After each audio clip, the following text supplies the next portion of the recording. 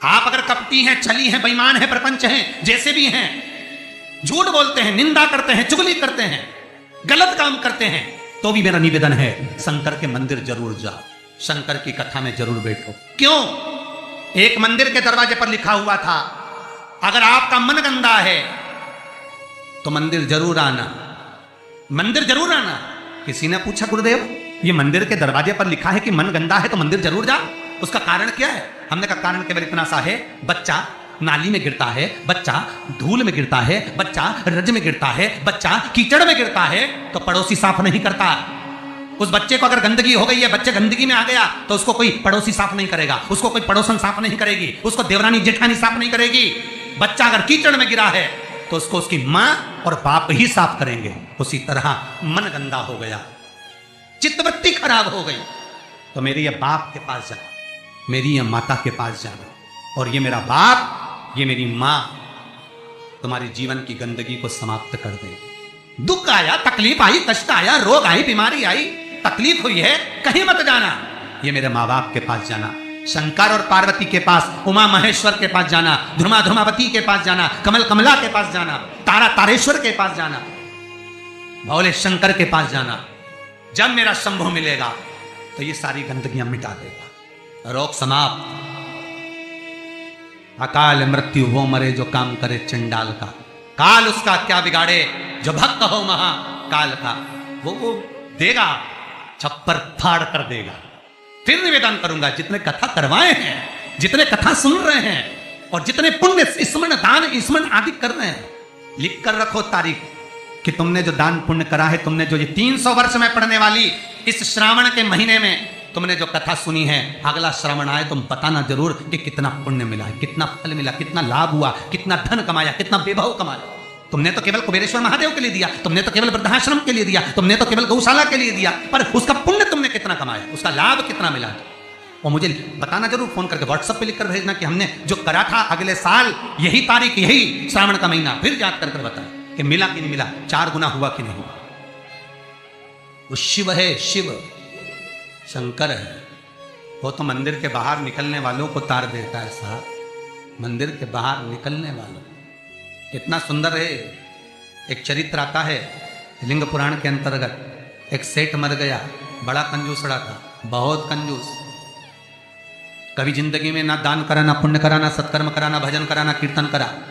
मंदिर की जगह को भी अपना बना लिया, सारी जगहों को घेर कर अपना बनाया, बावड़ी तालाब कुएं का पानी अपनी जमीन पर ले जाता। बहुत लालची था, बहुत लोभी, बहुत लोभी।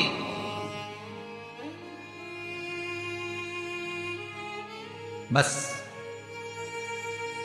उसने अपनी पत्नी से एक बात कही थी कि मैं मरूं तो इतना सा करना, एक इतना सा काम करना कि किसी शंकर के मंदिर के बाहर कचरा पड़ा हो, धूल पड़ी हो, मट्टी पड़ी हो, उसको लाकर मेरे शरीर पर डाल दे, बस, और कुछ मत। पत्नी हमेशा पति से कहती थी तुम कभी दान पुण्य नहीं करे, इस गांव में तुमने कोई अच्छा काम नहीं करा, तुम्हारे शरीर को उठाने वाला तक नहीं मिलेगा, बच्चे हैं नहीं, तुम्हारा अंतिम संस्कार कौन करेगा। पति कहता है बस तुझसे जो कहा वो करना, और कोई दान नहीं, कोई पुण्य नहीं, कोई सत्कर्म नहीं, कुछ भी मत करना। पैसा जोड़ जोड़ के मर गया, इतना सा कह गया मरूं तो मंदिर के बाहर, शंकर के मंदिर के बाहर की मिट्टी रज कचरा शरीर पे डाल दे। कोई गांव के लोग नहीं आए महाराज, पत्नी गई, केवल मिट्टी लाकर शरीर पर डाल दी। लिंग पुराण कहती है भगवान शंकर के गण स्वयं नीचे आए, गांव के लोगों का रूप रख लिया, उसका अर्ची तैयार करी, शिवधाम अर्थात शमशान लेकर गए। तो पत्नी पूछती है तुम कौन हो? गांव के लोग तो आए नहीं, तुम हो कौन? शिव के गण कहते हैं भगवान ये तुम्हारा सेठ है ना, गांव में दान नहीं करता था, बाहर दान करता था, हम बाहर से आए। अच्छा, मेरे पति को शमशान तक ले चलो। ले गए।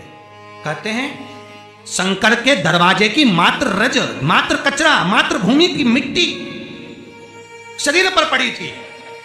शंकर शमशान के दरवाजे पर खड़े होकर उसका वेलकम कर रहे थे, स्वागत।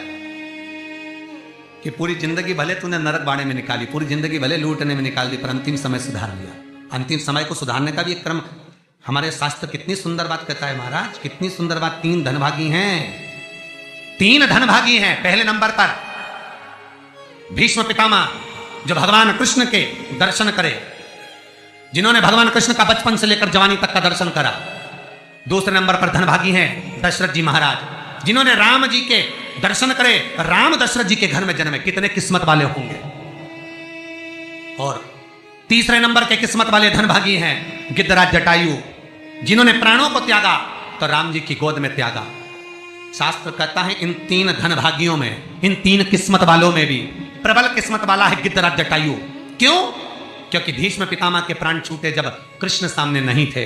दशरथ जी के घर में बलराम जन्मे, पर दशरथ जी के प्राण छूटे तब राम सामने नहीं थे। और गिद्धराज जटायु, जिसने जीवन भर मांस खाया, पर जब प्राणों को त्यागा तब राम को सामने पाया, डर गया। बचपन गया जाने दो, जवानी गई जाने दो, अधेड़ी गई जाने दो, पर बुढ़ापा मत बिगड़ने देना। बुढ़ापे में शंकर के चरण पकड़ ले, शिव के चरणारविंद पकड़, मैं कहीं नहीं जाऊंगा। बीमारी भी दी है तो तूने दी है, सही करेगा तो तुम्ही ने दर्द दिया है, तुम ही दवा दो। मृत्युंजय है तू, जगत का भोलानाथ है तू, सबसे ऊंचा तू ही बैठता है। जहां दुनिया समाप्त हो जाती है वहां से तेरी शुरुआत होती है।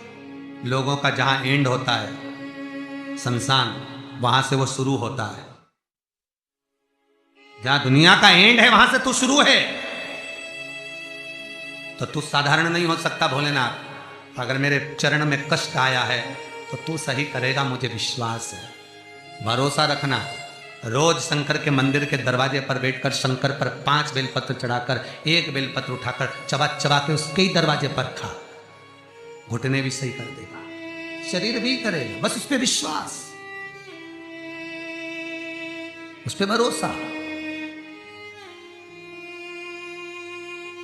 बस शंकर है और मुझे पूर्णता विश्वास है कि वो मुझे हारने नहीं देगा। तो नहीं हारने देगा, नहीं।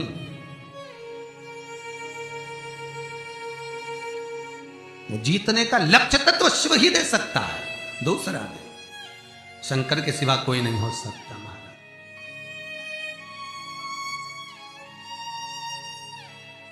बस उस पर विश्वास